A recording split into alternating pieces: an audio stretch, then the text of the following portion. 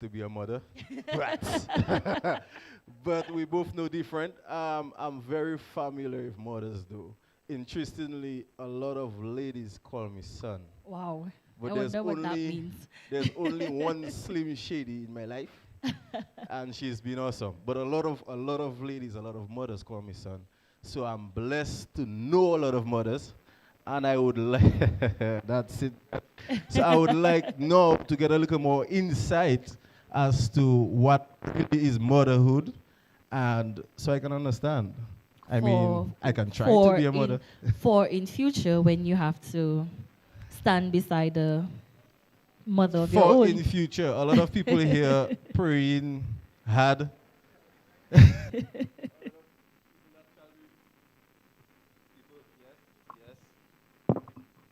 Sorry about that. People that shall remain nameless. So I also have to pray for their knees because they have been spending a lot of time on their knees praying for me. So I have to commit their knees in prayer as well.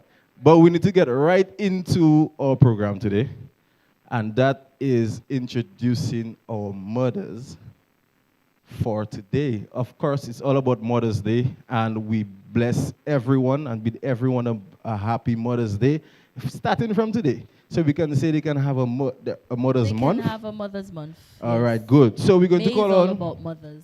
our first panelist and our first guest speaker, and that is Shireen Larond. So I'm going to be reading as Shireen. So imagine me with nice hair. I'm not sure what color she is, but I'll do the rest. I am 28-year-old Shireen Larond, residing at Kinfield. Currently, she's a teacher at the Bright Beginning Center preschool in Roseau. She enjoys working with young children and also have a passion for business and home evening decor. Her passion for business led her to pursue studies in the business field at UWI Open Campus, Dominica. At the age of 22, she became the godmother of an amazing little girl. Not knowing that she would be more than just her godchild, she fell in love with her from the time she was a baby. She would take her to spend weekends with her, which then leads to weeks, maybe even months, we don't even know. She had become so attached to her that she would feel empty whenever she goes back home to her mother. That's an oh moment, guys. You have to say, oh, everybody say, oh, with me. Lovely. Now you with me. At the age of 2.5, she started living with her.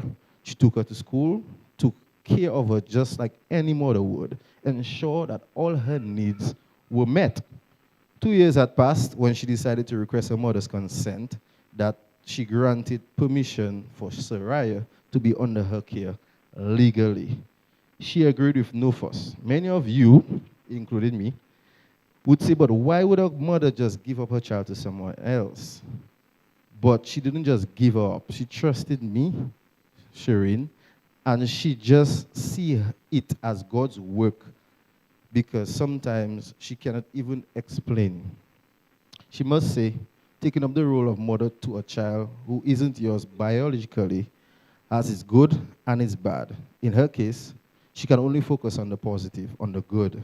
She can't dwell on the negative because she have a great responsibility in her hands. And I'm sure all of you can agree with that. Her faith and trust in God has kept her, has kept them. Soraya has been a blessing to her in that she keeps her focus. She keeps her wanting to achieve more just so she can be a great role model to her. Ladies and gentlemen, put your hands together for Shireen Laronde. Where is Shireen? Come on down. Come on, keep clapping. Give us some encouragement to come down, man.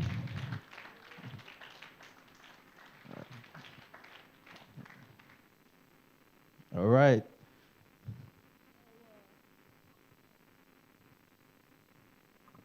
Our next mother, mother number 2, Avril.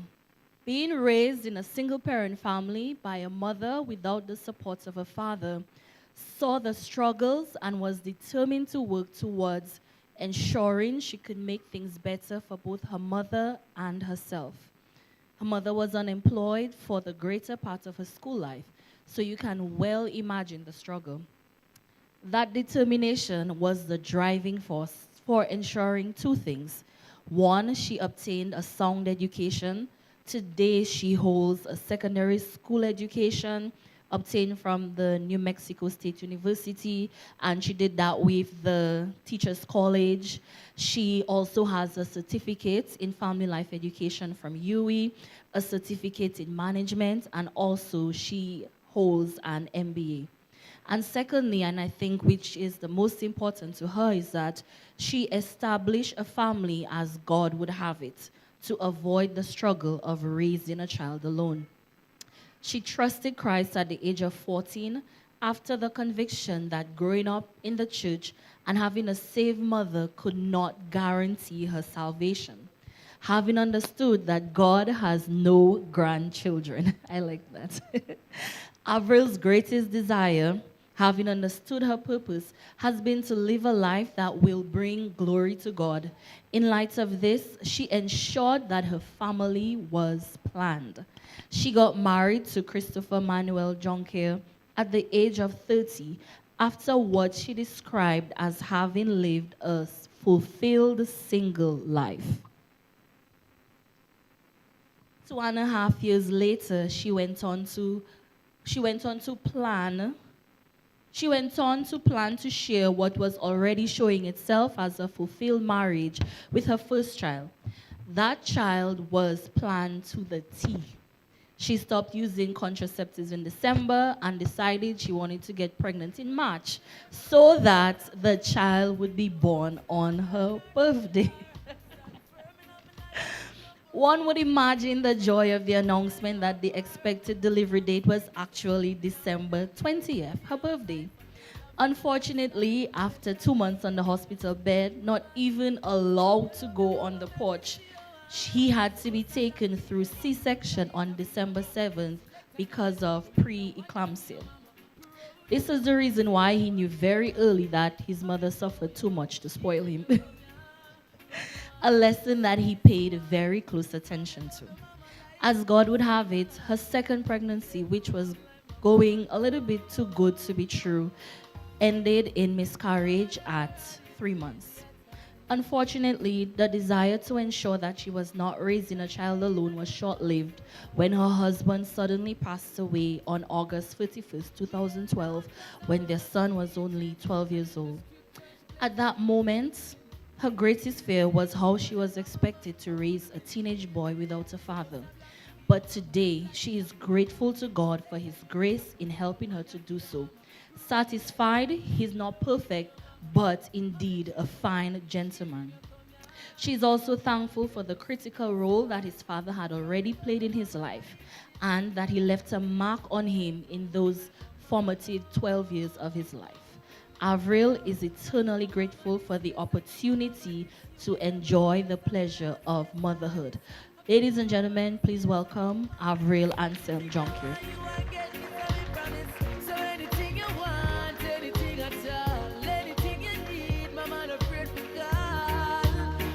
I think you and Shireen probably planned your outfits today. Yeah, they look lovely too. Yes. A true African queen with an entrepreneurial spirit. Cheryl Timothy is your modern mom, through and through. Born and raised as an original Trinity Baptist girl. Some people don't know what the original is. No, they don't. Up there. Walking up the hill to Up church. there. Some of only just rich. Some of only just rich. She was exposed to Christian values from a young age, quickly learning of the difficulties and infinite rewards of being a young Christian in the world of man. Ever the bookworm, she held her Bible and the newest releases from Stephanie Meyer close to her chest and powered through it all. Growing into a bright-eyed young woman ready to take on all the world had to throw at her, and through it did. Though she found motherhood earlier than most at the age of 20, Quinn, her son, was her was her ultimate gift from God and served to further fuel her ambition and drive to go beyond. Even she had to do it alone. Today, she's a jack of all trades, or a Jackisha of all trades, with an impressive number of skills, whether it be flexing her skills as a chemist through her handmade candle and soap production, I can testify to that. Smells really Or good. that of a writer with the book projects she balances, and even heading her own clothing line, jewelry collection, I can also testify to that, and web store. There's no job too large that she is unable to strive for. But the traits that she cherishes the most, the ones that she always come to at the end of a long, tiring day, are that of daughter, sister, and most importantly, mother to the star at the center of our world. Ladies and gentlemen, make welcome Cheryl Fufu Timothy.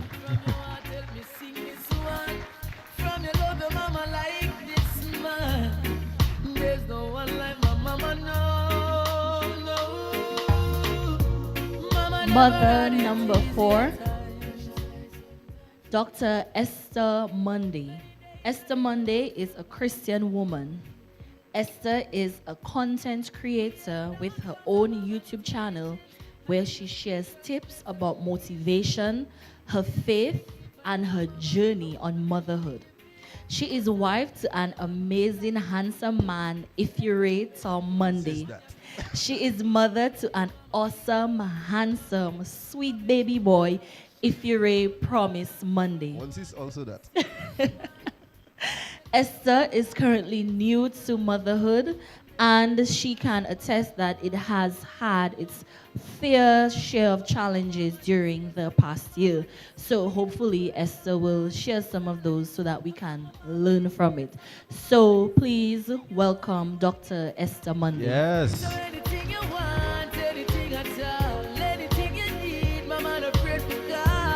Is that an African print? Looks lovely. I grew up in a Christian home in Maho with my parents, Anne and Matthew, the taste Moses, and my 4 siblings. As a teenager, after I gave my life to Christ at the age of 14, I was very active in our church. However, as a young adult, after I entered the working field, I strayed away from the Christian life and God and became pregnant at 22. I had my first child with my then partner, who I later married after 4 years. Our relationship was not God ordained, and thus there were always arguments and misunderstanding. We did not share the same beliefs, and that contributed to many disagreements. There were issues of infidelity and abuse. When I became pregnant with my second child, my husband walked out of our marital home 2 days after I made the decision not to terminate the pregnancy on his advice. He returned when I was 6 months into pregnancy, but the home was not the same as the abuse. Arguments and disagreement intensified. 7 months after my son was born, I left the relationship. 2 years after, not trying to reconcile, I filed for divorce. After much prayer and consultation with my pastor, now here I am 8 years later, a divorced mother devout to my Christian life and raising my Christian children all on my own. Ladies and gentlemen, Tana Moses. Welcome her, please. Right. Come on, guys, you can do better than that. Thank you. All right, put your hands together for all our mothers. Good. Thank you. Thank you for agreeing to be on Couch Conversations, episode 2. I know some of you were a bit nervous, right, Cheryl?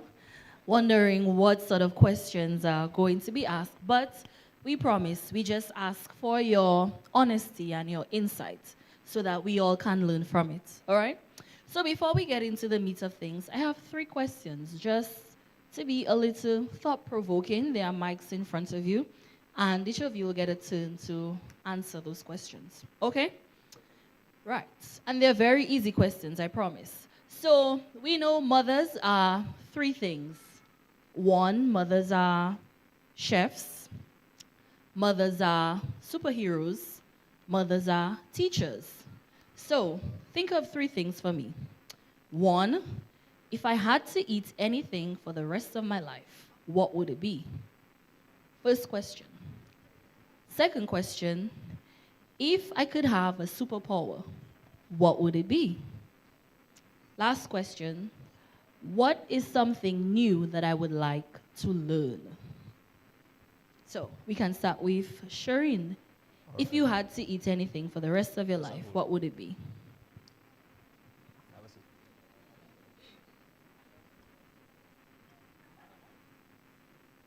It is on. Yeah. No, it's all right. Should be on.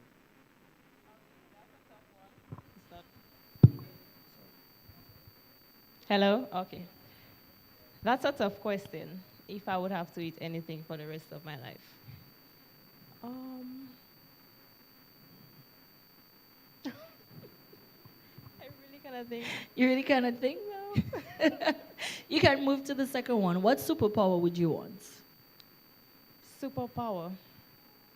Patience. A lot of patience. A lot of patience. A lot of patience. Okay. That's a real superpower as a mom. And what is something new that you would love to learn? Something new.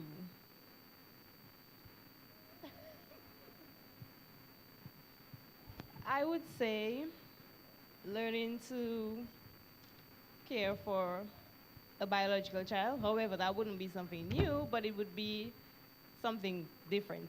Having a child who is adopted is the same as having your own child, but it's not basically yours. So it would be something new that I want to experience as well. All right. My lovely African print in the corner over there, Dr. Esther. What would be your superpower?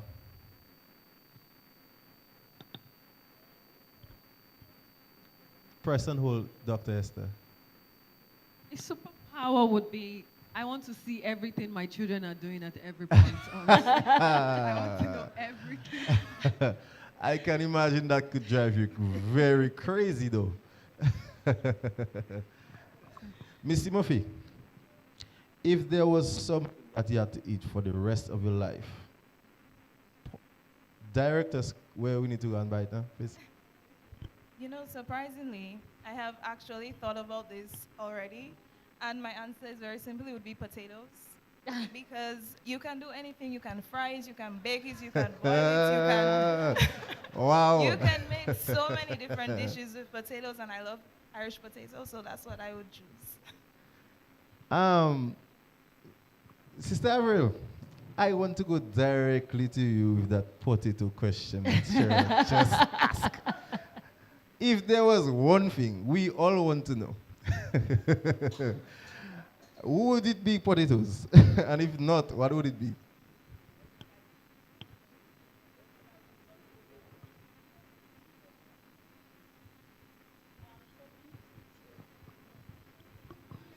Yes.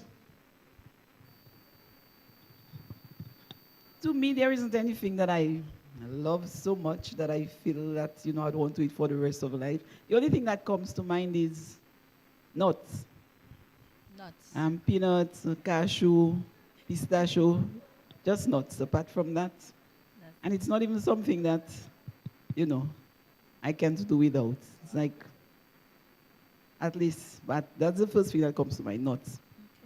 Okay. All right, Tano. nuts. Yes, you're up next. Can you tell us, if you could have a superpower, what would it be? The ability to disappear. The ability to... I second that one. Well, I interested in that one, eh? Why would you want that one, though? Because sometimes my children drive me crazy, so zoop, I'm gone. Okay, nice. All right, so let's get into hearing from our mothers. And we're going to discuss, and you can think about it for a few moments, the joys of being a mother. I know that we have different mothers here with us. We have a mother who has adopted, a mother who is widowed, a single mother. We have a married mother and one who's divorced. So all of them come with different experiences and different lessons. So we would like to hear from each one of you. We'll start with our lovely young lady in the middle and tell us, in your own words, what are some things that you look forward to in being a mother? What are some things that make you happy in being a mother? I would say that motherhood in itself is a joy. Just having that little person who is always happy to see you, even if you punish them or you scold them for something, at the end of the day, you know that person is that one person in the world that loves you no matter what. That person always happy to see you. Just seeing him growing up from a little tiny baby in my arms in Dominica China Friendship Hospital to now 7 years old. He almost same height with my mother. It's just, it's just a joy and a reward in and of itself, just being there to experience life with that person and seeing the different stages that they're going through and the way that their minds work. It's interesting, it's fun, it's exciting, and I love it. It's a reward. Yes. I was interested in love enough. I was at a event called Baby World. And while at that event, I learned so much about what you spoke about in terms of how they interact and how they learn things. That is toddlers. And they learn by touching and eating stuff. Well, my question is for Tana. She said a while ago she had a superpower. She would disappear. And I'm really interested in that. So for me, my question to you is, what is one of the most happy, is it twofold, most happy or celebrated moments in your life when it comes to being a mother? And two, what is the most disappointed thing that can cause you so much so that you would like to disappear? I'll start with the disappointing thing. I have two children. My daughter is 16 and my son is 7. And every day I have to talk. I have to say the same things over and over again, every day. Every morning I have to say, time to wake up, time to bathe, time to go. I mean, if they don't listen, they don't hear. Oh, That sounds like the usual cry of a that's mother. disappointing. That's disappointing that I have to talk and say the same things over and over and over again. So sometimes I would just want to just disappear. And for me, the most celebrated thing, well, my children are good children. Well, everybody would say their children are good, but my children are good. They do well in school. And for me, my daughter, she has made me so proud because she's in 5th form now, and she has always excelled from preschool to now. She has always excelled. So Lovely. academically, I'm very proud of her. And my son, he's getting there, but I'm just so proud of them academically. Lovely, lovely. We love to hear it. Okay, nice. Avril, can you tell us, I know you have a young man now. You do, and I know there are a lot of moments that you guys have shared, and I can imagine that after you lost your husband, the two of you really grew closer, bonded, you were able to draw strength from each other. So can you tell us, if you can remember, probably one of the funniest things that happened between you and your son, sometime that he probably made you laugh, probably one of those moments where it was almost a laugh until I cry moment. If you can remember that. Well, for me, Jaden can be a clown when he's ready. And sometimes he does the most funniest things, in fact, most of the times. And he always has me cracking up. He always has me laughing. So there isn't any specific thing. Sometimes he just comes around and just really fool around.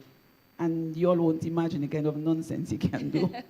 So sometimes he really crack me up. But so in general, That's the kind of person that he is, and he won't display it to others, but I will see but it. you would see. Yes. You will see it. Nice. Okay, I have a question particularly for Shireen. Would you recommend adoption to a potential family and why? I surely will. Even if that is not a biological child, you still get that joy of being a mother. You still get that joy of being just a parent, of experiencing, you wake up in the morning, you have someone come and hug you, say good morning. They go to school. When she comes out from school, she'll come to me. I did this, I did that, and it's so much of a joy. So for anyone, I would definitely recommend being an adopted mother. Do you think it's important the age at which a child is adopted in terms of as a baby or let's say a 5, 6, or 7-year-old? Do you think it's important? Not necessarily. I wouldn't say that. For me, I adopted her, from baby, I had her off and on. And I adopted her at the age of between 3 and 4. If you adopt a child as a baby, then you get that feeling of, having a baby and mothering a baby and all of that, the excitement to that. But even if you adopt a child, the child is a toddler already, beginning 6, 7, 8 years, you still get that joy. You still have a child with you. Okay. Nice, thank you. Next question, Sherelle. As a single mother, by basically raising your child by yourself, I know you have the help of family, but can you share with us what is something you need the most help with as a single parent? I think it's obvious. Oh, it yes. would be the finances because I get a lot of help from my family, definitely. I don't think I would be able to, I'd probably be walking one hand in front, one hand behind if it wasn't for my parents, to be completely honest. So I am so grateful and thankful for my situation because I know that I have people that I can lean on, but at the end of the day, if Quinn needs snacks for school, if Quinn's school fees have to pay, then I have to make sure that I am able to take care of my son. And my parents provided a really good life for my brother and I, so I want to make sure that my son can grow up and know that he also lived a happy and comfortable life. So at the end of the day, it's just the finances, but hopefully, in a few years' time when his father finished studying and then it'll be 2 of us, All right. Lovely. that problem will be resolved. Thank you, All right. thank you. I have a general question, and my question is for all of you, lovely ladies at the front here. And it has to do with disciplinary measures. Now, everyone, probably a lot of people in our audience have different ways that they discipline their child, and it might go from age to age. And there are a lot of gray areas as to should you hit your child, should you not, should you do time out, should you not. And a lot of persons are in a quandary as to, my mother used to beat me, and look at I'm a perfect example of what a good child should be. I have a halo on my head. Right. Some persons say, my mother used to beat me, but I cannot stand to beat my child because I don't believe in that. So, but question is for all of you, what is your stance on that? How do you discipline your child? How does that child take that correction? And because correction means that they have to turn away from whatever it is that you're correcting them from. So we'll start with Tana and we'll come down that way. And would you please enlighten me as an aspiring parent?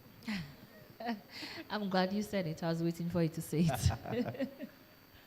How do I discipline my children? That's the question?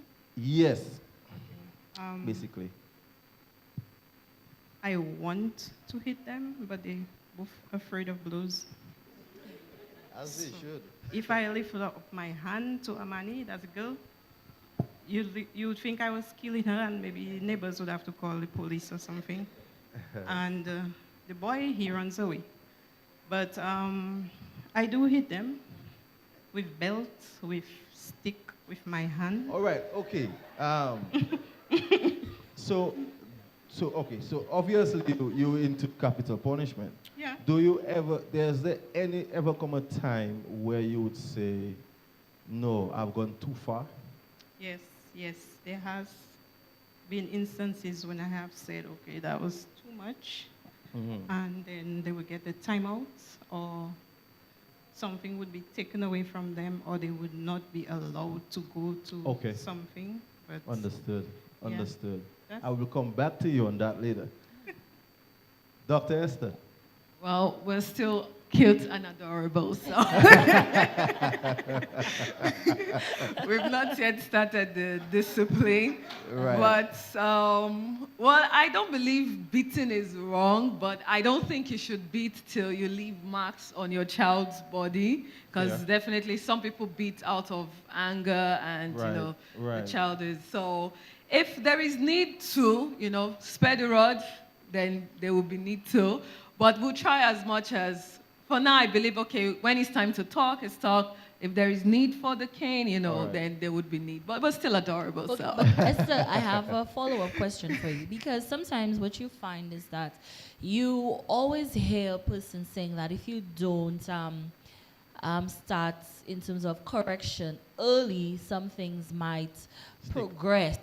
Take, for example, if you have your young man, your toddler, who is still adorable, if he is, let's say, toddlers, they hit back, and let's say you told him, don't touch this, he still touches it.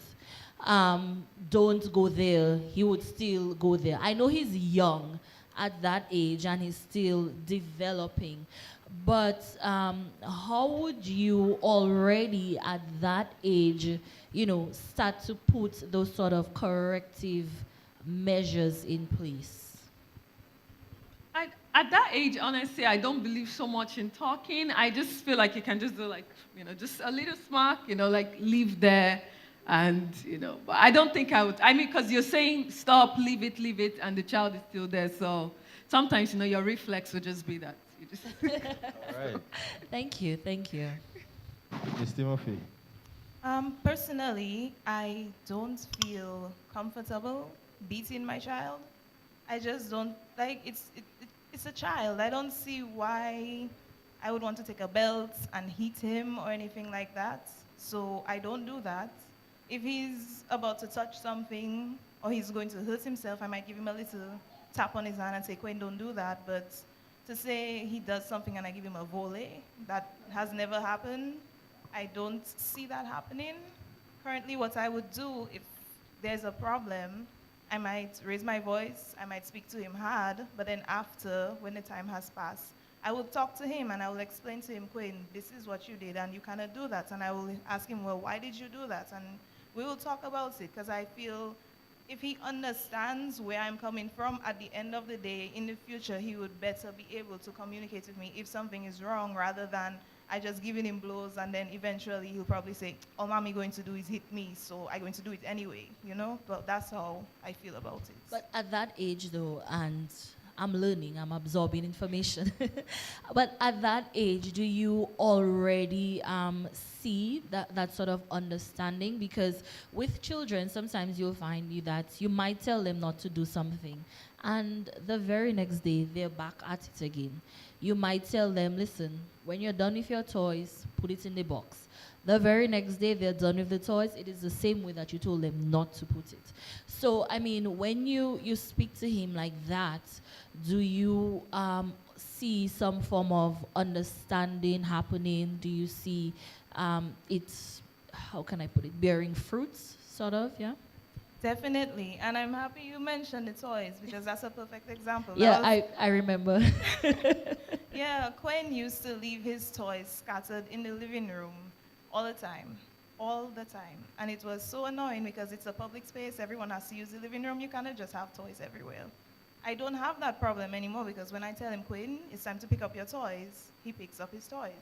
Because from small, I remember he had a specific toy that he had liked to spread all over. It was like a building block type of toy.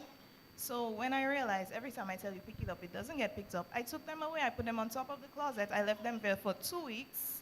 And then after, I gave it back to him and I told him, when I ask you to pick up your toys, you need to pick up your toys. I don't have that problem anymore. So I think it's working.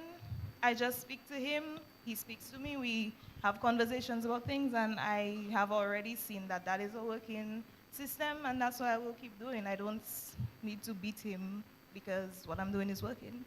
Thank you. Thank you. Avril. Okay, for me, it's not that I don't believe in beating, but I thank God I did not have the need to beat that much. My son will tell you he got one beating, and according to him, I traumatized him. To this day, when I told him to go for the belt, kneel down, and I gave him just about 3 strokes. And he said from that day to me, if I have noticed, he doesn't wear any belt other than a cloth belt. Because that one beating traumatized him. And I must say, I thank God Jaden was always a nice boy, a good boy, well-behaved boy. And the few times that he would probably attempt to misbehave, all I had to do was give him the look, and he gets the message, and I've not much of a problem with him. My greatest problem, I'm going to tell him out. My greatest problem is the room, keep the room clean, to wash the plates, and not even just wash the plates, but washing it when he wants, when he is ready. And he knows on a Sunday after lunch, I like to see my kitchen clean. And I have to be at him to wash the plates. No, we just finished. Just wash the plates before you go and rest. Apart from that, thank God, I've not had much problem with him. Nice. Shireen? Okay, I love discipline. I love children who can obey, listen, understand, and obey. So Saraya is with me. So I teach her from an early age that you have to listen, you have to understand, and you have to obey. So when she doesn't obey, I picked up a method that I would count to 5. And if she doesn't stop at 5, then she gets the hand. 5 was too long. After 5, she would go back to doing exactly the same thing. So now we're at 3. When I count to 3, you have to stop. If you don't stop, you know what's next. And she learned from that. So I don't have a problem with her right now. I mean, sometimes we have this stubborn behavior. I mean, children were growing up at the age of 6, they would want to do what they want, they would have this stubborn behavior. I would just look at her and tell her, we are not going to count, you're going to stop it. She would obey. Sometimes she would test me, she would tease me. She would do something, like let's say I don't like her going outside without her shoes. So she would look at the back to see if I'm looking, and she would run outside. So when I call on her, I say, Soraya, something is missing. She said, I know, I'm coming. So, I mean, there are different ways, there are different methods. You don't have to beat all the time. There are different methods of disciplining children. I mean, I work at a preschool, so I know that children can be very stubborn. So you have to have different ways and means. Beating will not always work. Sometimes you have to have a time out. You can count for them, teach them different ways and means. Lovely. I would like to open up the floor to see, is there anybody that have a question for our panelists, or anybody specific? Not as yet. Or anybody online? Yes, come to the mic, you can please. Go to the mic.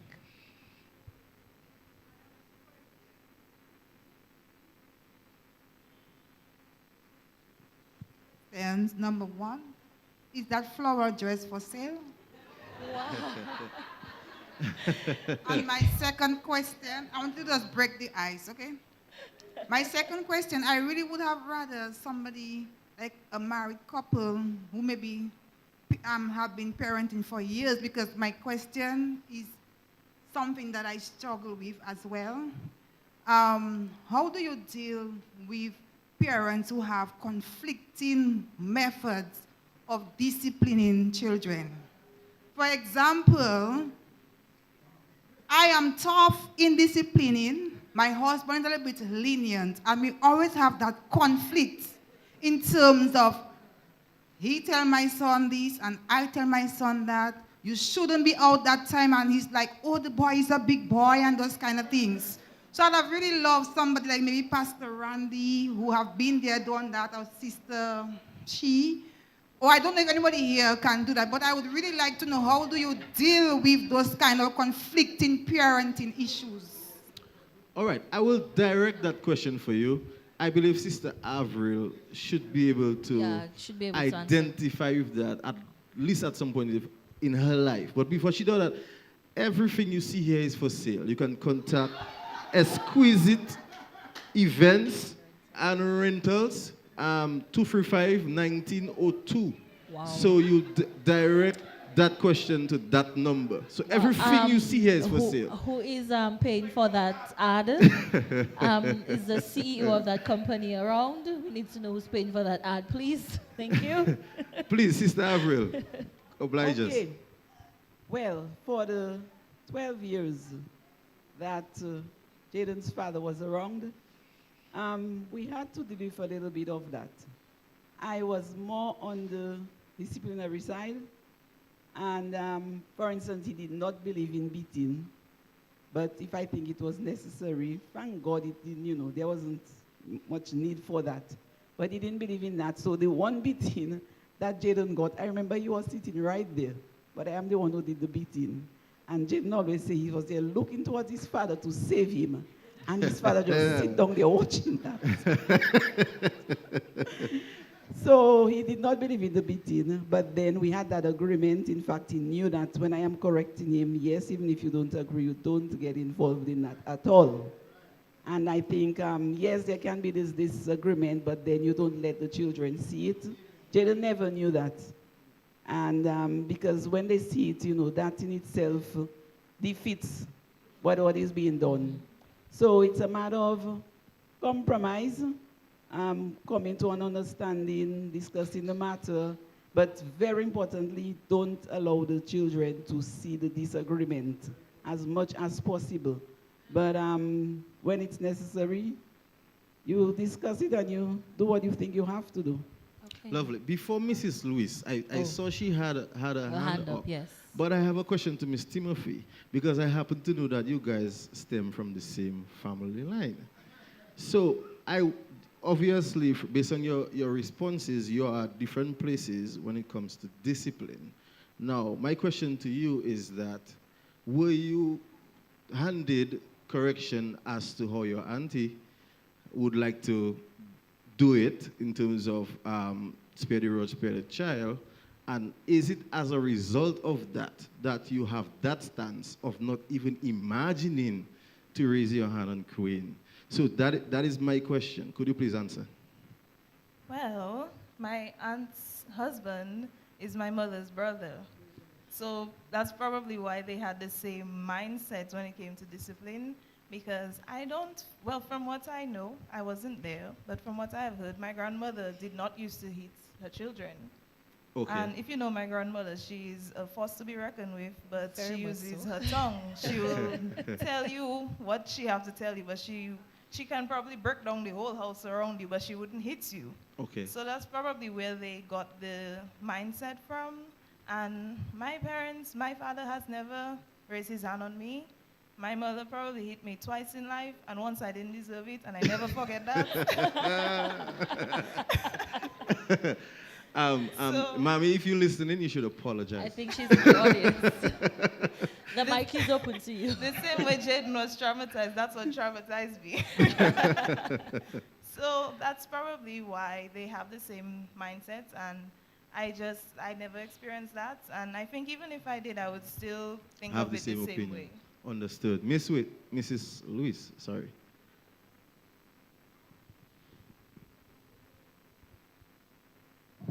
Good evening, everyone. Good evening. Randy, I'm actually glad that you just said that Sister Octavia should apologize. Because my question is, should you apologize to your child if you feel that you have been too excessive with your measure? Have you ever done it? What's your thought on it? And if when you do apologize, is it sort of like taking away the punishment? That's my question. Any one of you can answer after Tana does. Yes, I have apologized to my children after disciplining them. It doesn't take away from the punishment. I just explained the reason for the discipline and why it was done, what was done. So, I don't always apologize, but depending on the punishment at the time, sometimes it does deserve an apology. Lovely. I was one of those before. I have a question for each of you specifically. But before, I was one of those who have been disciplined that way. And I will tell you something. For each, and I wasn't, those of you are wondering, I was a lovely child. My halo is still affixed upon my forehead. I am now wondering why you were disciplined that way if you still have your halo. So, and your parents are in the audience, so be mindful of what you say. I know they can probably attest to that. I have been beaten 3 times in my entire life. And you can count. I can remember. Wow. Twice was for the same thing, and the other time was for another thing. All of which I deserve. I think probably guys probably can attest to that, because I can say that I have never gotten a beating in my entire life by my parents. So you're trying to say guys And did it? I think there was only one time I remember my parents. If you knew my father was a disciplinarian, and my father would use his voice. And from the time you heard his voice, you just had to. Well, that was for me. My brothers were a totally different story. Wow. But for me, there was only one time when my father asked me to do something, and I told him stoops. And I think he ended up calling Sister Junie that time. And my father gave me a pinch on my hand that burned my entire body. That was a And I just got one pinch. And just like the beating, the pinch was enough to traumatize me. That's something I never said again. And up to this day, I hate pinches with a passion. As you should. But I was going to say that with every stroke that I got, and it wasn't many, I was told exactly why. Yes. What it is for. That particular one time. It wasn't many. So that might be something that is really interesting a child to know. Okay, I got beat because I touched you wall. You probably wouldn't teach a child that you don't touch your wall and beat that person black or blue. But that is just an example. So this is why I'm correcting you, and for that purpose. All right, to you guys, I have a specific question. And I will start with Sister Avril. I want you to take us back to August 31st, 2012. After your husband passed, how do you feel? Because you are now becoming a single mother, right? And I know you have extended family and a church that is also wonderful, right? That will provide an awesome support group. But how did you manage after a month where the funeral has passed, persons that would normally call in for the first 2 weeks, they stopped calling, right? What happened to you then? You were left in Sylvania behind God back, as far as I'm concerned, with a son. It's only a 15-minute drive. Right. Less than that. Right, but take me there. You're a civil servant working as a teacher, and you did very well for yourself, and you have your son. You're not a man, but you have to provide leadership to your son after feeling what you have been feeling for a month or two, and now you're alone. Take us back there. How do you cope with that? What can you advise somebody who is a widow or somebody who is just coming into their own as a single mother and just out of the blue, almost as if it's an emergency? Tell us, what happened to you then?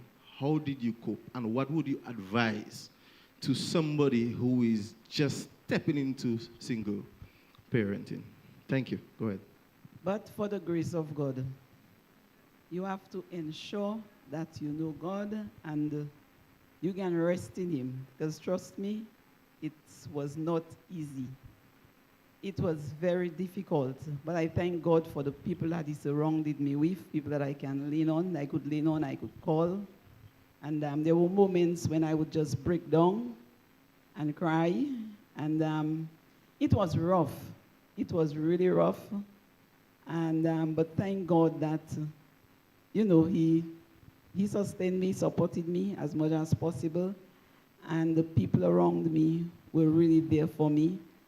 And I thank God for my son. I have really, one of my greatest fears was for him. But I think he did better than I did. and that really encouraged me. Um, it was rough. When I tell you it was rough, and sometimes in the middle of the night, there is nobody to talk to and that kind of thing. And I remember going certain places and just breaking down, and it was difficult.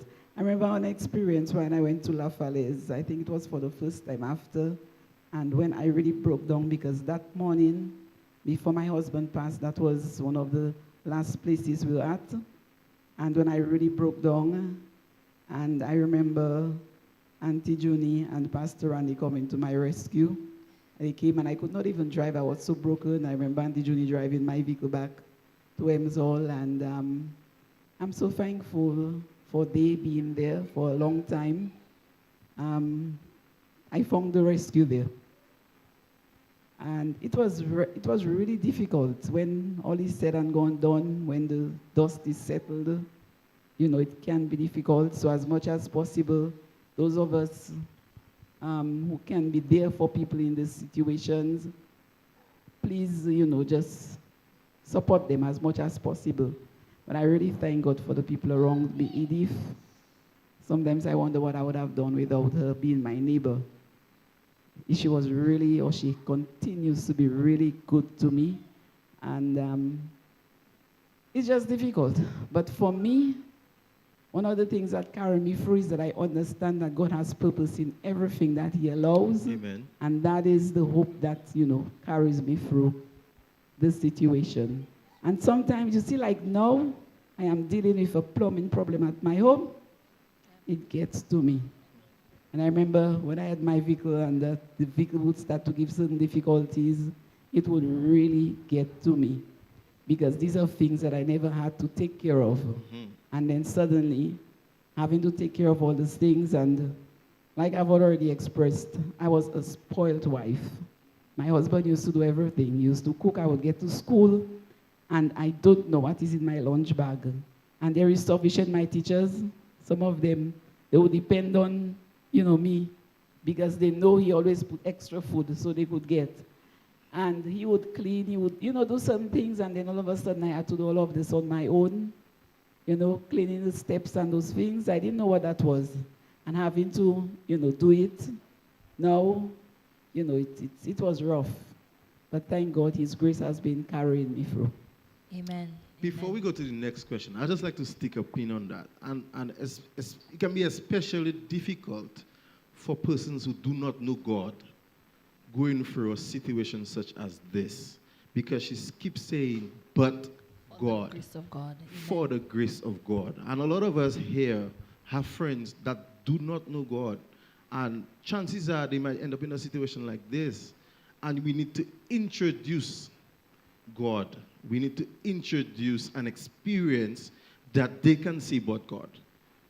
And a second part to that is some of us have friends who may have suffered loss.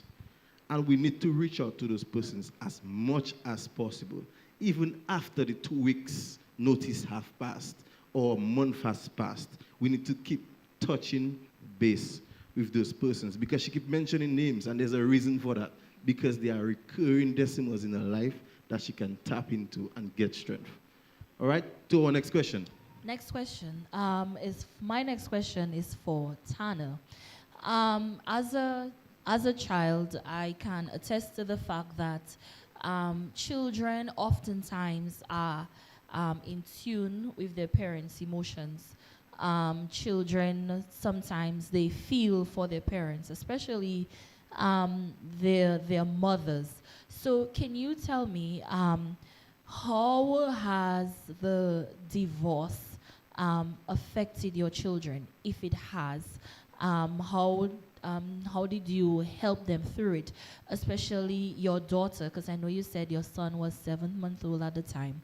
So how did you see it affecting your daughter, and you know, how did you help her through it?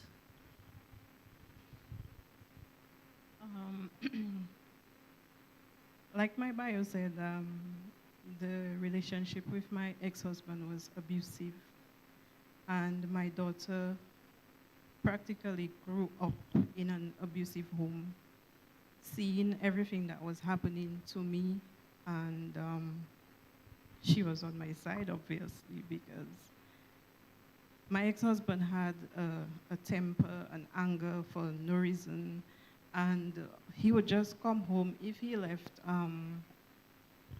something here, and he comes home and it's here, he would be angry, and the child would not understand, like, why is he angry about that?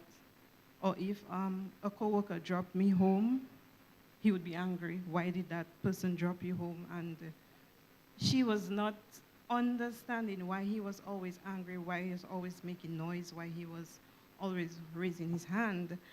So when I left the relationship, she was the one who actually put the cherry on the cake. Oh, wow. She told me, Mommy, you have to leave my daddy or else me and my brother are going to grow up without a mother. So without tripping you, at what age did she tell She you was that? 9. Ah.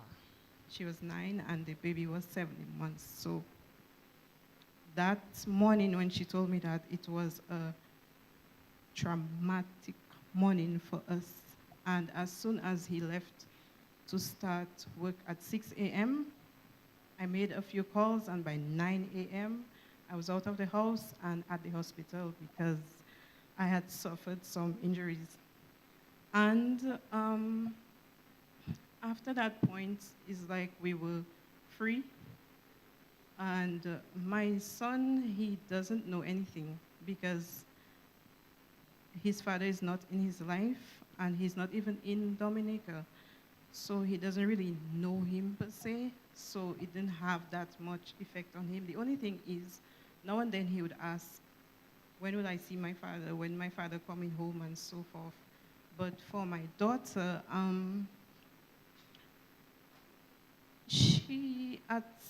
now I think it's starting to affect her now, because a lot of her friends, they have both parents in their life, and sometimes she would cry and tell me like she's missing her father. But she's now forming a relationship with him. They're talking on the phone now more than before, but from 9 years up until I would say about 14, it didn't affect her, it didn't bother her. She was not concerned that her father was no longer in her life, and she was okay. And I would constantly talk to her and ask her, are you all right? And she's very open. We have a good relationship. We communicate a lot. She tells me everything. She say I used to be her best friend, but now I'm no longer her best friend. So she was able to tell me a lot. And I think me and her, we healed together. We healed out of that relationship together. And now we're fine. Okay, you have a follow-up question to that? Just a follow-up. ahead. I hope I'm not hitting a nerve. If I am, you can let me know. For your son, you said that he did not know anything. Do you think it's something that you feel that you would explain to him later on in life when he gets older and is able to understand? I have explained, I have told him what was happening and why we were no longer together and so forth. I don't think he really understands now, but I have told him, and his sister has given him a PG version of what was happening, so as to he would, understand from a child's perspective. What was going on? Thank you very much. Understood. You mentioned you was your child's best friend before. And I have a question for Sherelle as it relates to friendship and your child. How do you gauge being a friend to your child, to your son, as opposed to being a parent? Do you believe that you should be a friend to your child? And how would you go about really managing flirting, quote unquote, between the two? It's a very delicate balance. Quinn says I'm his best friend, thank God. Let's hope it stays that way. But it's a delicate balance because you don't want to be too friendly where they don't recognize your authority and respect you, but but you also want to be open enough that they feel comfortable talking to you the way that they would talk to a friend. So I think it's just a matter of knowing how to keep an open line of communication and a comfortable space, a comfortable relationship with your child so that they feel the same way towards you that they would feel if they were speaking to a friend. But then you still have to establish your authority in their life so that they know, even though mommy making jokes and mommy playing with me and we can run and laugh and play, at the end of the day when mommy speaks, mommy speaks. So it's just understanding that very delicate balance and knowing how to tread the line. I cannot give you any specifics. How It's do you, how do you manage that? How do you direct that? You said you have to make him know that, yo, I am mommy now. And mommy says, no more toys. Clean up your toys. How do you manage it? How do you go about doing that? You have to put on the mom voice. Oh, it's a voice. It's a voice. Well, you have to start from young. You have to establish certain rules and certain things from young. You have to speak to them from young so that they understand there are certain things you can do, certain things you cannot do. When mommy speaks to you, you have to respect her. You have to listen to mommy. But at the same time, that is someone that you can still enjoy and still play with and make a joke with and stuff.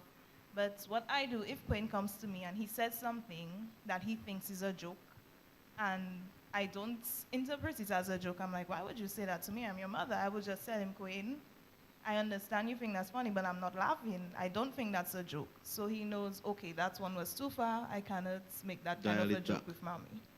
Lovely. Thank you for that answer. Dr. Esther, we had on Couch Conversation Part 1, we spoke to married couples. And I understood from the married couples that sometimes they just want to be alone. Sometimes they need space, especially when there's a child or a toddler in particular is there. One particular wife said when she comes home, sometimes she doesn't want to see the children. She just wants to lie down, right? My question to you is, how do you manage your alone time? Especially now, you just have a brand new baby, plastic on seat, right? And you're accustomed with your alone time. Maybe you are, maybe you are not. And you have to manage time between baby Tom, and Dr. Esther. How do you manage your time in terms of your alone time? Enlighten us, please. For a long time, honestly, well, we started having alone time last week because it started daycare. So we've not had alone time. I mean, anytime you see us, we're a package, right? There is nobody there's nobody to watch the baby. So if we're going to come, everybody shows up together. We did have a nanny that used to come from 9 to 3, but that's it. And after that, so if you have to come to church, go anywhere, I mean, it's the entire package. But now that it started daycare, right? So we're starting to have some, alone time. And honestly, last week, the house was so sorry. It's okay. He can't hear you. You can say it. But honestly, I mean, I finished the meeting at 12, and both of us just drove past. I'm like, I feel like we're bad parents. Shouldn't we stop and pick the child at daycare? But we're just like, nah, you should stay the entire day, get used to it. But now, hopefully, we're starting to have, alone time. But he sleeps early. The beauty is it tends to sleep by 7, 8. So from there, we can just gist and whatever. But from the time he wakes up like 5:30. So from the time he wakes up at 5:30 to 7 p.m., well, the entire family. So in the evening, maybe alone time. All right, I have a follow-up question to that. Do you have, between you and your husband, have you guys decided if I know some families have regular intervals between the children. Some have 2.5 years, 2 years, whatever the case is. You're on baby number 1, so I can pick on you a little bit. Do you guys have intervals or have you guys discussed this? And if so, could you enlighten us a little sneak peek into your mind as to if you have free 3 year interval, 1 year intervals. And also from a doctor's standpoint too, I mean, as an aspiring mother, as I would say, do you think it's important to have those sort of intervals? Because I was speaking to a mother just on Monday, and she said her son is 7, and she is really considering whether or not she's approaching that a second time because of that huge gap. So, I mean, are you guys considering the intervals? And do you think it's important whether it's a short or, Well, practically, they should be an interval. But right now, don't be surprised if you see another baby sometime in December. So. But practically, yes. they should really be, an interval. But sometimes you plan these things, and you just wonder, how did that even happen? I don't understand. Like from in between where. But ideally, what I wanted would be like, okay, maybe a 2 years, gap. So, but you make those plans, and sometimes God decides, oh well, things don't go according to plan. So. For you, Tanner, you have a large interval between your 2 children. Your daughter was 8, and there's that large gap. So, was there a difference between your first and your second child, given that such a large space? A difference in terms of the experience. Was the experience between your first and your second child different? Yes, it was. There's too much of a large gap, so I suggest for people who want to have children, 2 years for the most. Just have your children back to back.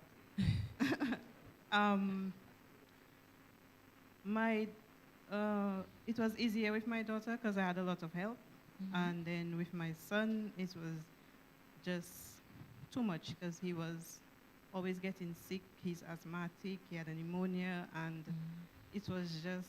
And then, child really kind of helped me, and the father is of no help. So it was. I wish I had had them back to back. It would have been easier. So now that my daughter is in 5th form, and JJ is in grade 2, I'm back in primary school again, and it's just too much. Thank you. Thank you very much. Shireen, I have a question specific to you as well. You're a teacher. Yes, I am. You are a teacher at a preschool. For me, I cannot imagine leaving a preschool to come into what in my mind might be another preschool. Another preschool of one. So I want to know, how do you cope with that? How do you tolerate that? And are there difficulties in managing leaving toddlers going into to a home where you have to deal with a child? Some parents I've spoken to who are teachers at primary school and preschool, they always say they have a consistent headache, especially if they have multiple children. So how do you cope with that? What advice you can give prospective parents as it relates to that? Okay, leaving a preschool and getting home to, well, there are 2 children at home. It's Soraya and my nephew. And trust me, it's a lot. Having to deal with the constant noise in the day and going back home to the talking and the noise and the stop that, behave, don't do that, come out from there. It is a lot. Trust me, you get a headache. Sometimes I just totally ignore. I just block them off. I totally ignore them when I'm home. That's it. Trust me, I cannot do anymore. Cannot do anymore. I cannot come from saying, stop that, behave. Go back home, say the same thing over and over. It's like, I doing my job again night. But then again, motherhood is a job. So then it's just patience and understanding. Sometimes I just have to ignore.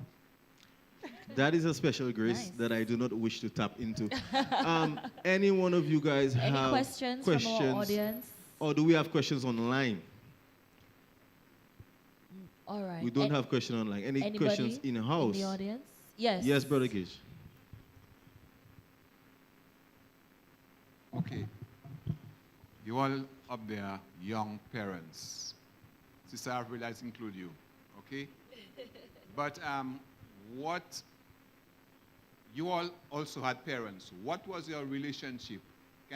I would like to know your relationship with your parents, okay? Because it will help us understand where you are right now coming from. It depends on the kind of relationship you had with your parents. So I would just like to know the relationship that you all had with your parents, respective parents, more likely the mothers. Sister Avril, you want to start first? My mother, who was the one who raised me, we have a very good relationship. She also testifies that I only got one beating. And she said that was for a cousin of mine made me steal a 10 cents. And after I got that one beating, I never touched anything again. We are still very, very close. Unfortunately, yes, that's an avo and an avovo. Unfortunately, my father and I, we did not have a relationship. He wasn't part of my life, my upbringing. And it's very unfortunate because I remember really craving for that. And I remember Anfia and I, we go a long way back. And I remember being by Granny with Anfia and seeing how she would relate with Daddy, how Daddy would relate with them. It really did something to me, and I wish I had a father in my life. It got to the point where I remember very early when Pastor Andy came to pastor us, and he preached a message on forgiveness. And that year, I went up to the States, and I made a desperate effort to find my father, just to tell him that I have forgiven him for not taking care of me. And it feels a little strenuous sometimes because I feel like I am the one who always has to make the effort to give him a call, to check on him, but yet still I believe the word tells us that we should honor our parents. It didn't say if they take care of us. So I make the effort to reach my father as much as possible. Unfortunately, there are some barriers, things hindering that, and that is because of, his wife who doesn't want us to have a relationship. She'll do everything in her power to prevent it. But I still go the extra mile to try to reach my father because I believe that according to the word of God, I'm supposed to honor him, even if he did not play his role he ought to in my life. My relationship with my parents is a very good one. I must say that I was a very good child, never got a beating, can never remember getting a beating. Currently, we still have a good relationship, and I look up to them when it comes to being a parent to Soraya. I look up to them and, teaching her the different values and so forth. Although that her father doesn't play a role in her life, I try my best to comfort her in that way because she would come to me and she would ask me about her father. As a Christian, I would not look at her and tell her, oh, your father, like some people bad talk the child's father in front of them. I would not do that. I would just tell her, it's okay. He doesn't live near you. You don't see him, but that's okay. I would tell her that I am there for you. I'm your mother, and I still trying to be a father to you. But everything is okay. My relationship with my parents is okay, and it's helping me to be a good parent to Soraya. Okay, lovely. I have a question, particularly for Miss Timothy and for Avril as well. It has been a woman, and a single woman at that, and a single mother at that, sorry. It's very dynamic, I would imagine. But my question relates to dating. From both of you perspectives, you have an adult son and you have a young son. How would you handle the dynamics of dating? Sister Avril, would you even consider dating, seeing that you were so much so of a spoiled wife? You might want to be a spoiled girlfriend. But how do you guys handle that dynamic as single mothers, knowing that, yes, I come as Cheryl, but I also come with Queen Alexander. I come as Avril, but I also have maybe overprotective adult son in the name of Jaden. How do you handle the dynamic of dating, and would you consider it? Cheryl, would you Would you mind going first? And then we'll hear from Auntie. Well, I don't date much, to be honest. How would I handle it? That is something that I think about a lot. And it's not that I have not been approached by young men. I am, some of them even too young. But for me, if I were to enter into a relationship, it would firstly have to be someone that I feel as though would be my husband at the end of the day. Because I'm not going to be anybody that's a girlfriend for no reason. That's number one. And if that is where it's going to be, then I need to know that that is somebody that understands that Cheryl has a son, and that is the most important person in her life, and you have to respect that. You have to respect Cheryl child. Don't put your hands on Cheryl child. You know, all of those things. So I am very careful when it comes to that. I am very careful who I introduce my son to. Even with friends, I'm careful who he interacts with, because people have all kinds of different mentalities and energies to bring into your child's life, and you have to be so careful the type of person that deals with your son. And if we're going to get very personal, I had a relationship in the past who I introduced my son to. And at the end of the day, I felt as though, why did I even waste my time and introduce this wonderful boy into your life, you know? So because of that experience, I'm even more careful now who I introduce him to. I wouldn't even be able to tell you a timeline that I would be able to introduce a potential partner into my son's life, because that is such, to me, an important thing. You have to really be somebody that I know would be a good person in that boy's life, a person that can influence him to do well at the end of the day. So that is where it stands for me. So when God decides to form and shape that perfect person and send him, he has my phone number, he will hit me up. He will tell me, sure, look him there with the purple shirt, and I'll say, okay, cool. Anybody with purple shirts in our audience? Before we take Pastor, I have a quick follow-up to that. I have a quick follow-up to Pastor. Is your question specifically for Cheryl, or the both of them? No, it's not specifically. Okay, fine. So in terms of that, I have a very eccentric aunt. I wouldn't mention her name now, but I asked her about she have 2 adult children, and I asked her, but auntie, but you're not getting married, man. What happened? Tell me about the boyfriend. She told me her boyfriend isn't born as yet, and the woman that have to bear him has passed away.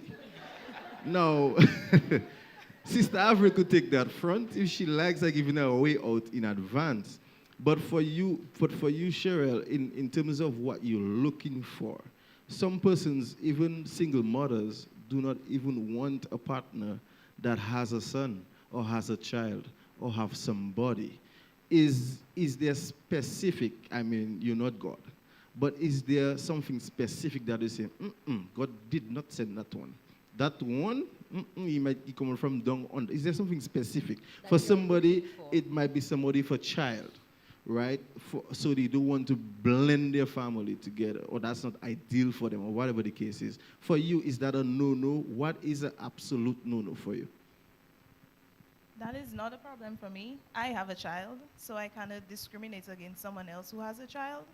And to me, if a man has a child, that would even better show me what type of father he would be at the end of the day. And to be completely honest, if you have your own child already, that probably means I might not have to make another one in my 50s. So, I would not have a problem with that. 27 years old, you know. So, I don't want to be 15 with one of a 15-year-old and a 2-year-old. I don't know if I can handle that. So, I don't have a problem with blended families. I love children. If you have a child, I have no problem with that. That's not an issue for me. Okay, guys, prospective guys for the DMs. We're going to have Sister Avril answer, and then we'll go to the father of the house. Well, Brother Joe is anxiously awaiting his answer. I am not saying that I will not get into another relationship, but this person has to come very good.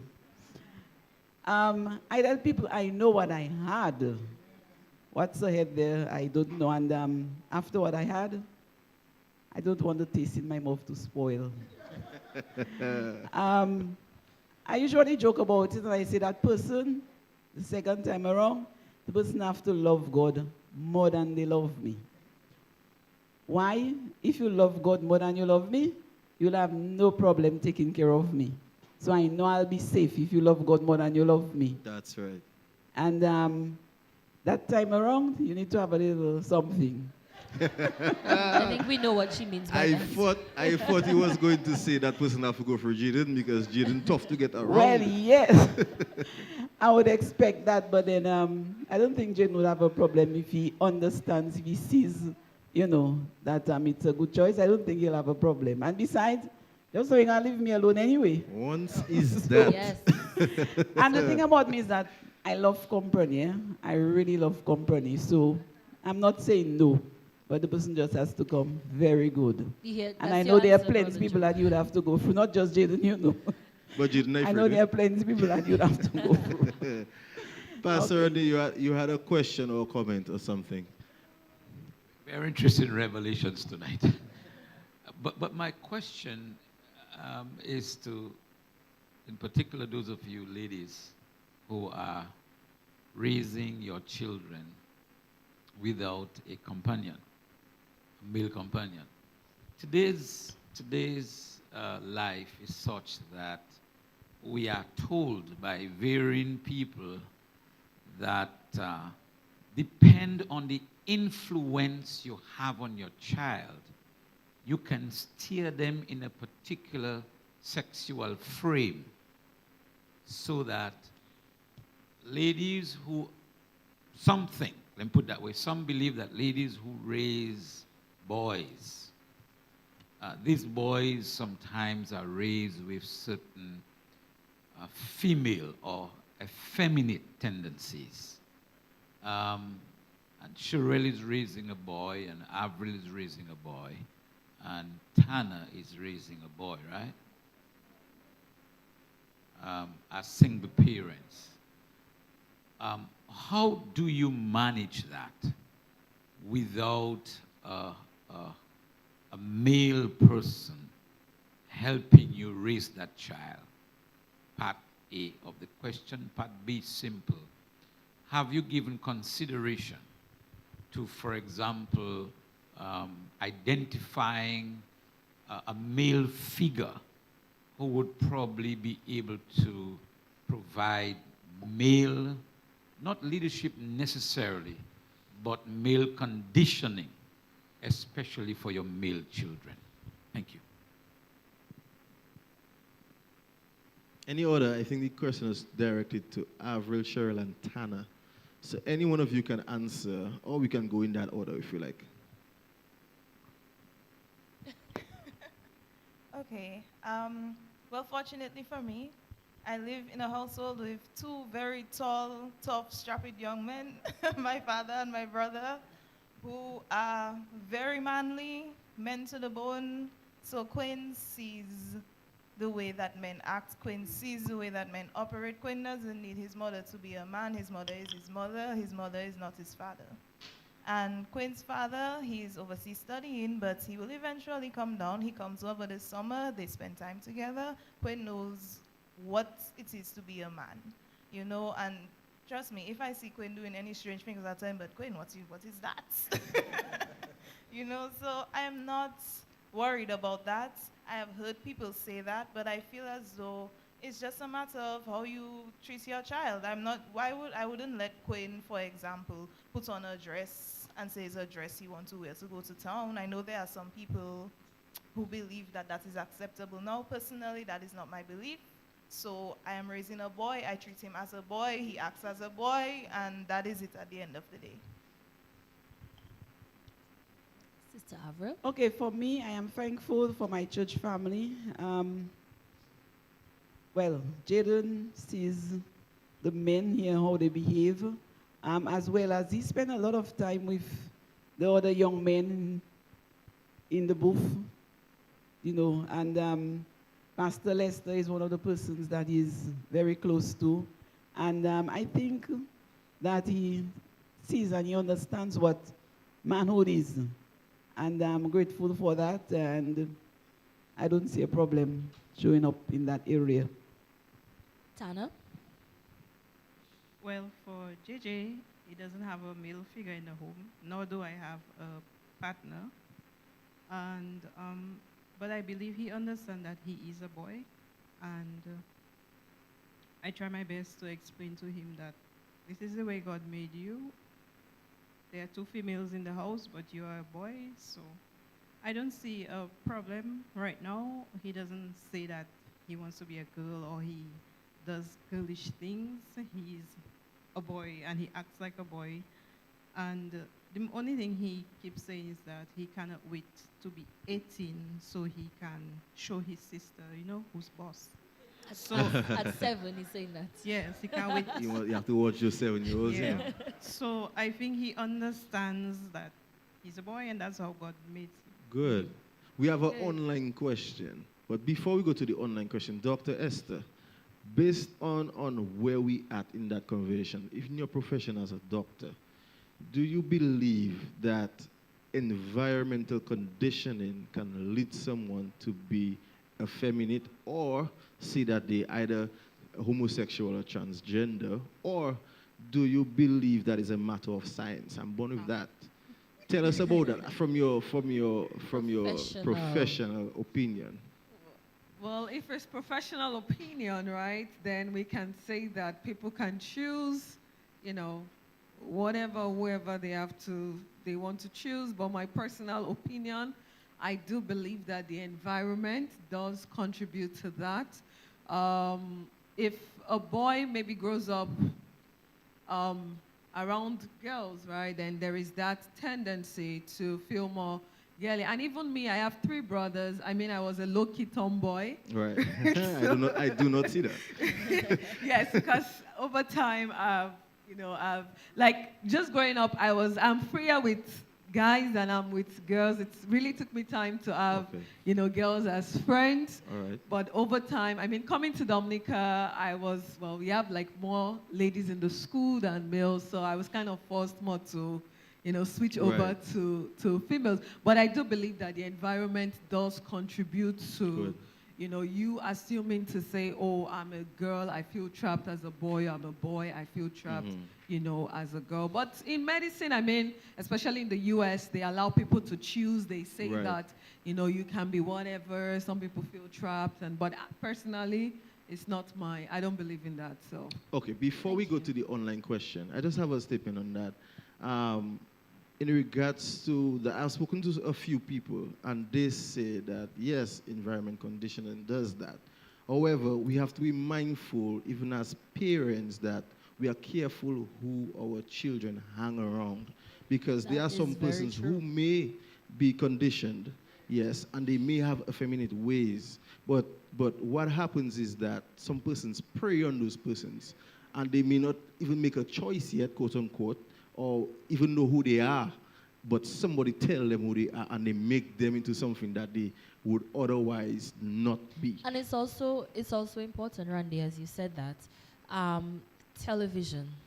Watch what your child look at on television, because more and more, if you notice, our content on TV comes from the US.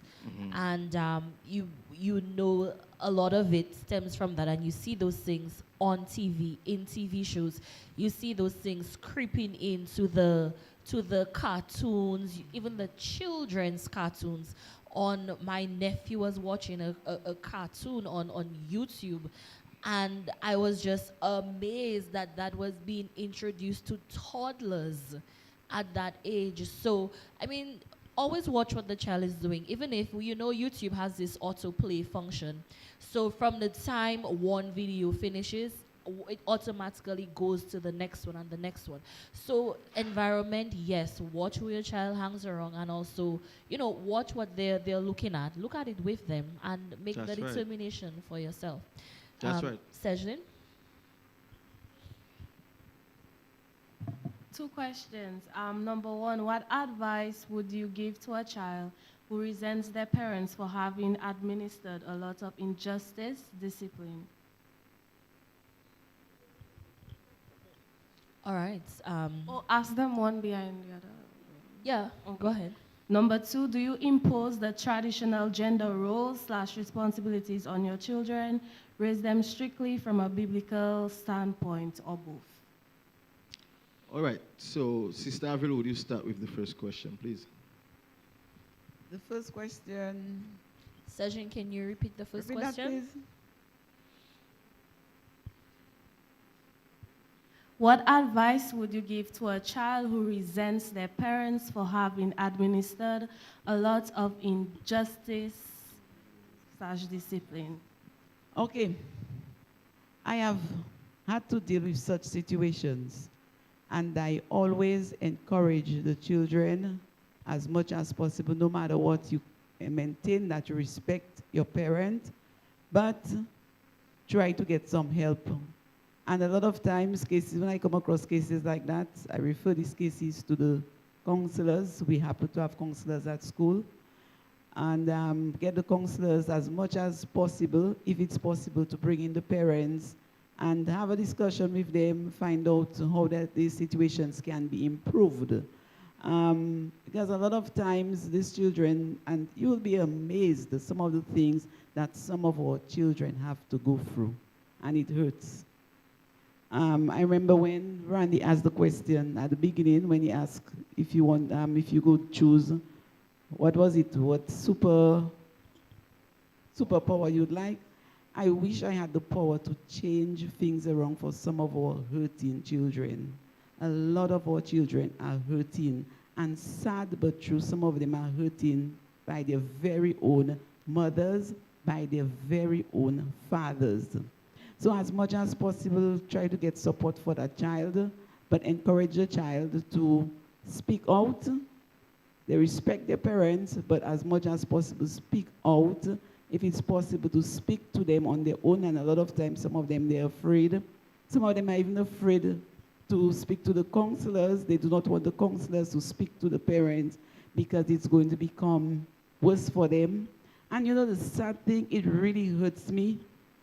Our country, we do not have sufficient in place to help these hurting children. But my advice to them is to, as much as possible, seek help and get them to realize that nothing is wrong with them. Some of them, they feel guilty. They feel like, they feel, like the parents, they're the ones causing the parents to even do the things that they do to them. But I try to get them to realize that they have not done anything wrong, and they need to try to help us in getting help for the parents. So as much as possible, that's what I do. But I encourage them to, no matter what, respect their parents. Lovely. The second question, I'll reiterate in case you don't answer, is for Esther and Tana as well. Esther already has a boy and a girl. And Tana has a boy and a girl. Tana, sorry, maybe that's prophetic. But Tana has a boy and a girl, and Esther is in beginning, right, motherhood. So the second question from the internet is, do you impose gender role? So I want to know from Esther, would you? And I want to know from Tana, do you? In terms of gender roles, well, one thing I would like a boy child to know how to do is to know how to cook. And I'm saying that because I grew up in a home where I was the only girl. So basically, I felt like I was a low-key house help because I just had to do everything. And they always say, the boys are boys. And that just used to upset me. It's like we're living in the house together. We are eating the food together. Why do I have to be the one to wash the plate and do all the cooking? I mean, I had the younger one, so I could tell them, come and stand with me in the kitchen, If you're not standing here, I'm not dishing this food. Well, maybe when my mother comes, she will dish the food, but if it's left to me, if you partner in the kitchen, nobody's eating that food. So, so one thing I would like to do is, yes, the boys should learn how to also do house chores, right? So I don't think we should create a situation where you are a man. Yes, you are a man, and definitely when you get married, your wife would give you that honor. But at least as a man, as a guy, you should learn how to do things for yourself. You should learn to wash your clothes. You should learn to sweep the floor. You should learn to cook, right? So it should not be something that it's your sister that cleans up after you, right? So I believe, so I hope that if we're promised, we'd learn how to cook by God's grace, right? And I just wanted to add to that very first question, right? So one thing I would just like to say is, for the child, I would like to say that you should forgive your parents, besides what Sister Avril had said. And I'm saying that because I grew up in a home where, well, my dad is very, very strict. Like, if my dad says this is purple, I cannot argue with him, right? So if he says that is it, that is it. And personally, like, that created a distance. Like, generally, none of the children are close to him. But I still tried to reach out to talk to him. But he had that, but I believe that that's what he knew. That's what he knew best how to do. I don't think that he did it out of hate for the children, like being overly strict and, maybe what people consider injustice. So I would say that if you're a child and you feel like maybe your parents were too hard on you, they hurt you, I would just say that, as much as you can, try to forgive them and understand that they did what maybe they thought, was the best for them. There are no gender roles in my household. I grew up seeing my parents doing everything together. If my mother was washing the clothes, then my father would rinse. And unfortunately for me, it's not that way. I don't have a partner, to share this stuff with me. So I do everything on my own, and I am teaching my children to do, like I told JJ the other day, to come wash the dishes. And he said, I don't know how. So I said, well, I'm going to teach you how to do it. And he told me, he don't have to wash dishes. So I said, so when you go to your own house, who's going to wash your dishes? Child, tell me, I will come and do it for him. So I had to teach him. And Amani, she's a young lady, and she has to know how to take care of a house, so I don't leave anything for, like, to say the boy wouldn't know how to cook, the girl would wash clothes. No, everybody have to learn to do everything. Good. Good. Sister Avril, 30 seconds or less. I was going to give you 60, but Randy giving you 30. Okay. That's fine. Gender roles, Jaden does everything. And thank God he saw his father doing everything, so he does the same. And he took up recently he started cooking lunch for Sunday lunch on Saturday nights.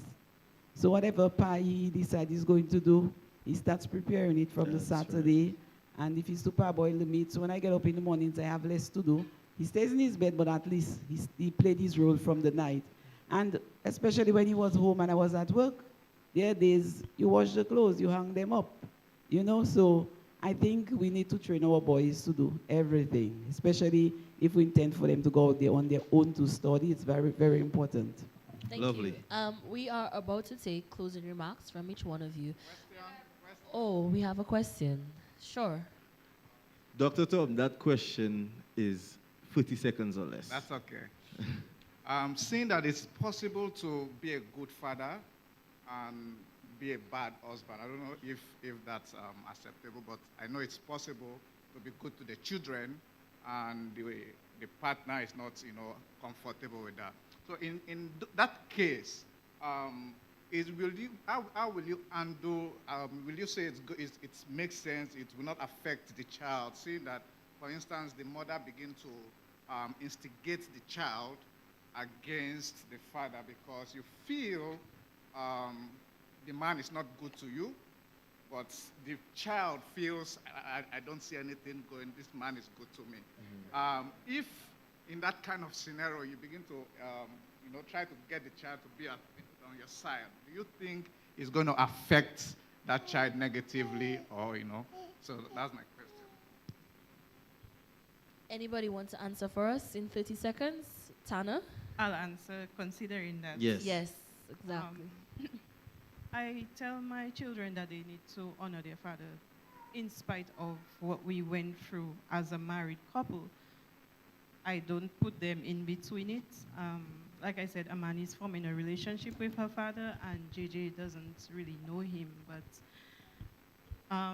he was a bad husband, and he was a good father to Amani because she was you know, in his life more than Gigi. So, no, do not tell the children bad things about their father. I don't even discuss him with them. So, okay. Thank you. Thank you.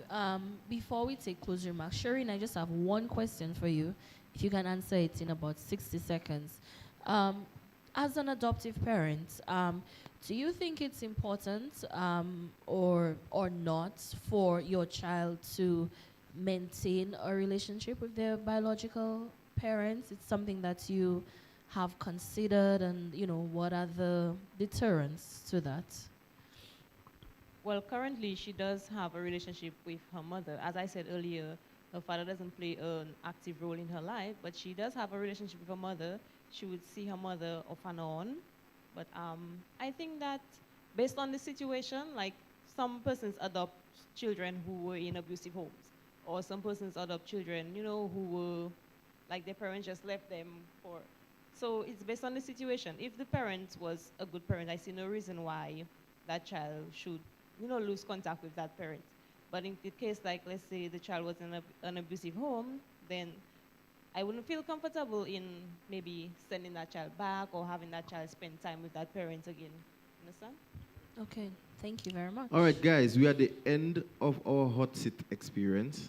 Yes, we And we would like you guys to give us short closing remarks. Leave your audience in here and over social media with something positive to go away with 60 seconds, right? Starting with the lovely Shireen, and we'll end with Tana.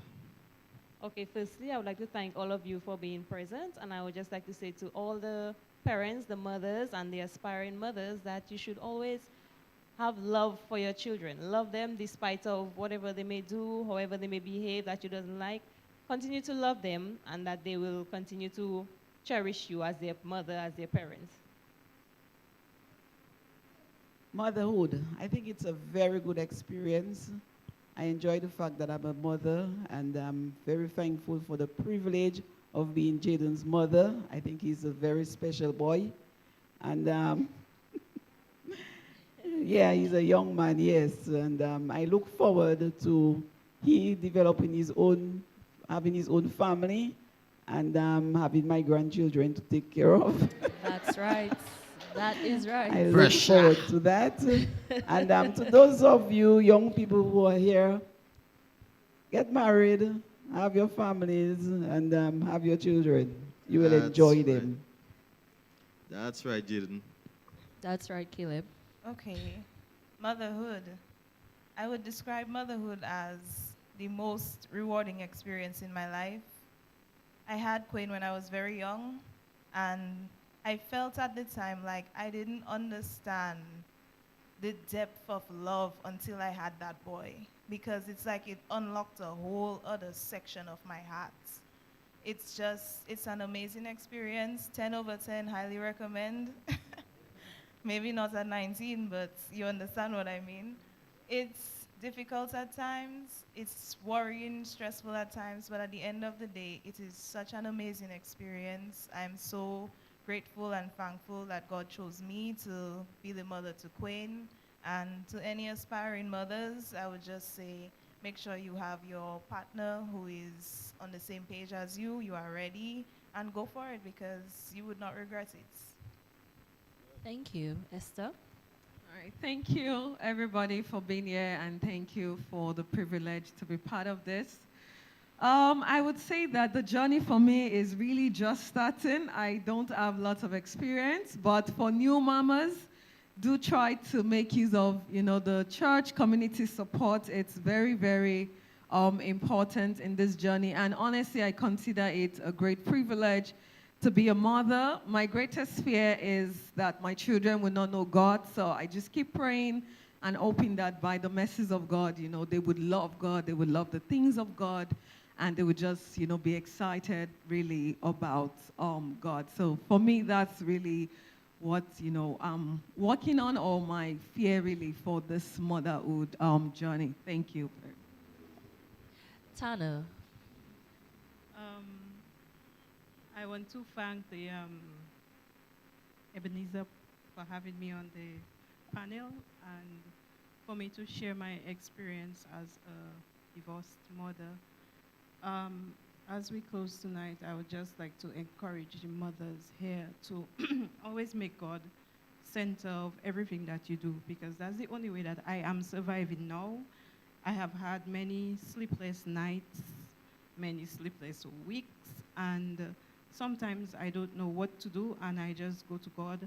I have countless testimonies of how when I didn't have, and the next day I had enough. And that's only because of God's grace. And I had strayed from God and found myself in that relationship. And right now, I just cannot understand why I did that, why I left my Christian life and ended up where I am now. But I am thankful.